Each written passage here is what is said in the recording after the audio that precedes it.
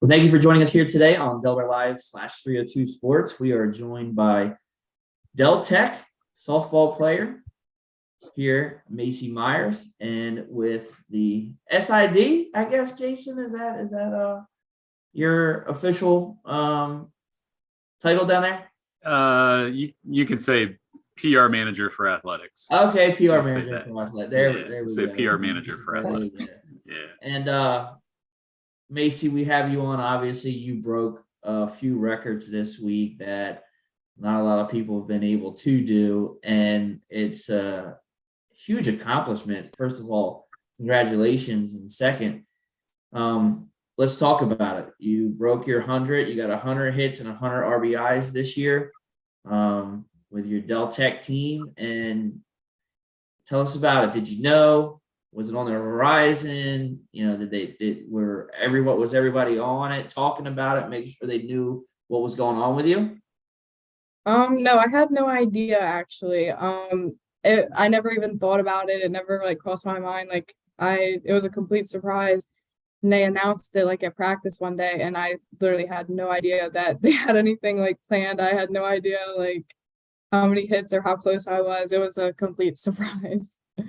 That's awesome, because most time, when you're in that area, people say, hey, they want to tell people, they want to let people know. They kind of don't talk about it. I know I was a baseball player, so the superstition, when you were throwing a no-hitter or you were doing something, a perfect game or something, everybody sort of separated themselves from you, right? And Yeah. and this one, they just kind of let you go with the flow of the game, huh? Yeah, I had absolutely zero idea. No idea. We'll talk about, talk about, and I know you gave an interview already in here and you talked about your approach and what you do. Talk about how that got you ready for every game to be able to hit like you did and be able to drive in runs like you did. Well, like I was telling in the other interview, like I have an approach where all I try to do every at bat is hit the ball hard. And like that's always been my approach since I was 12 years old. Like it's always worked for me. I feel like I kind of had the same swing. I haven't really changed much at all ever since like I was a young kid. The only thing that probably changed was that I don't step with my front foot as high as I used to. But I've just kept everything the same, and it's definitely worked out for me. I'm very thankful for that. Consistency is key, right? Yeah, I try to keep everything the same, and it works out. So Yeah, I mean, with your impressive batting averages of 494 and 460, looking at some of your stats already, and the crazy thing is, and what people don't understand, and Jason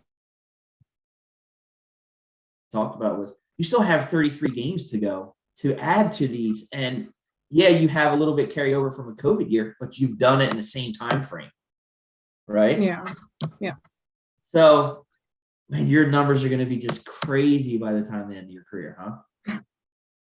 Yeah, we still have a lot of games to go. It's just crazy to think about. Like I never would have thought that like I would get like 100 hits and 100 RBIs. It's crazy. Like I'm very surprised still that I did it. Well, it's great. It's great that you're humble, but obviously your hard work paid off, right? I mean, Yeah. practicing, doing what you said. I think one of the biggest thing is consistency. Consistency can make you do that. And with the nowadays, with all the analytics and everything, they want to tell you to hit your swing up, hit your swing different places to, more or less in baseball, it's kind of crazy, but it's nice to see that you are still keeping that same mojo type and your same swing, because I think that's huge in sports, and the analytics don't teach you that. Yeah, for sure. Yeah, definitely. Like I said, I always try to keep everything the same. And I wouldn't say like I'm a superstitious person, but like I definitely like having my routine of what I do. If I don't do it, like it throws me off completely. But I try not to let it affect me. But yeah, definitely consistency is definitely the key. So when you said that you weren't really looking at those records and doing that, I mean, you were really just kind of going day by day. I mean, is there anything you're looking at now? Like, I reached those limits. What else is there that I can, accomplish? Um, I really don't think about like statistics much. Like I always try to produce like any way that I can. Like even if I like pop up. Like today I had a pop fly or a sack fly and it scored a run. Like that's all I really try to do is just try to contribute to the team. I feel like that's kind of why I'm hard on myself sometimes because like I feel like if I don't get like that big hit that I let my team down. But yeah, I've tried not to focus on that stuff too much. I mean, a lot of people do talk about it. Like my first year, I was like everybody was talking about how like I was like the top, like I had the highest batting average in the nation. So it is kind of hard to like keep that distraction. But I try not to let it get to me, and I just take it game by game, and I try to help out the team as much as I can. I wish I'm a big fan of professional sports, obviously, and I'm a big fan of even high level girls softball, and I wish everyone had your attitude because baseball isn't all about statistics. You don't win by individual statistics in baseball. People don't think about that. Moving bases, like you said, in a certain situation, sack fly. Who wants a sack fly nowadays? Let's just say it. It's not sexy, right? Like, but it wins you games, Yeah, right? for sure. Yep. Moving runners over. Before you hopped on, me and Jason were talking a little bit, and one thing he said was that your first year, I think you hit 9 home runs, and he was saying that you've kind of backed down from that. And my answer to that was, well, what's the situations? Where are you batting in the lineup? Because that matters, right? You need to know who's in front of you, who's behind you, correct? Yes, for sure, for sure. Yeah, because then whether you got to hit the home run or not hit the home run, right? I mean, Yeah, if I try to hit a home run, it's not going to go anywhere. So I never try to do that because that does not lead to good things. It's always nicer when it's a little warmer too, right? Oh, yeah, definitely. It helps a lot. Yeah, for sure. Well, and I asked Jason a little bit after this. Obviously, you're dominating at the level that you're at. Is there a next step for you? Like, do you want to go play at the next level in Division 1 or Division 2? What is your plan from here? So I'm actually not 100% sure. At first, my plan was to always like just get my associates and start working, but I am kind of starting to want to go to place like somewhere else. I'm just not 100% sure yet, and I feel like I kind of waited a little bit too long, so I feel like it'll kind of be hard. But I'm gonna try to go somewhere else, hopefully, and see how that Okay. works out.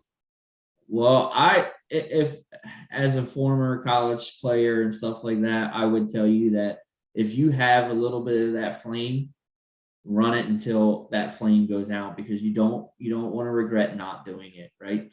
And there's a couple of teams in this state that have pretty good programs, and I know they could use a flyer like you, a player like, I mean, hitting 500. I mean, listen, Goldie Beacom, if they don't know you, I'm going to let them know Saturday when I'm there that we have that talent in Delaware, because I would love to see you up there. Obviously, I'm kind of biased since we do all their work, but from looking at your numbers and stuff, I mean, you obviously can play at the next level if you're dominating where you're at. So good luck, and I hope that it works out. Good luck to you and your team for the rest of the season. Thank you for taking time out of your day.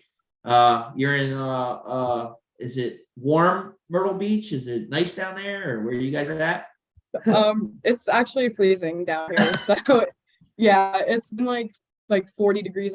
Like today wasn't that bad, but the past couple of days we played, it's been like 40 degrees, windy. Like that's really what's making it bad is the wind. But yeah, it's not been nice. Yeah, I played a lot. I played a lot of ball down there. They're tough, man. It's tough fields, and I don't know if they still clay down there. It's like kind of Yeah.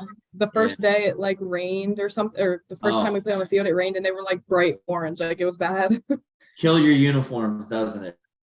We saved our white pants for tomorrow, so we're good on the uniforms for right now. To you. It's not too fun. I know, right? Yeah. It's a mess. Well, enjoy. I mean, listen, enjoy down there. Have fun. It's still 39 here, but at least you're not in Delaware, That's true, yeah. Well, thank you, Jason. Thank you for getting us connected. Thank you so much. You're welcome. Oh, wait, by the way, who was your coach at Milford? Sean Brennan. His nickname was Gator. Yeah. Yeah. He does a lot of work for me, right? Really? Yeah, he does. Oh he does a lot of. He does. He not since his daughter went to Liberty, But Okay. he was my color for football for a few years. He does field hockey for me, and he does some softball with us. So I was wondering if he was your coach. So Yeah, he was. And not my yeah. senior year though, not that that lasted very long, but it Oh was another girl, but yeah, that yeah. it didn't happen. So it doesn't. I meant to ask you that. I meant to write that down because I was going to say, was it Mr. Brennan? That'll be cool. I'll have to tell him that I interviewed you and let him know. I'll give him a text after this. So Yeah, tell him I said hi. I will. I will. Listen, congratulations. Keep up the hard work. I'm telling you, it'll pay off. I mean, I know you're seeing it now, but I would love to see you to keep playing because we're all fans of every girl and every boy in Delaware that's playing at the college level and can grow and move on. So keep it up. Thank you so much. Thank you. I will.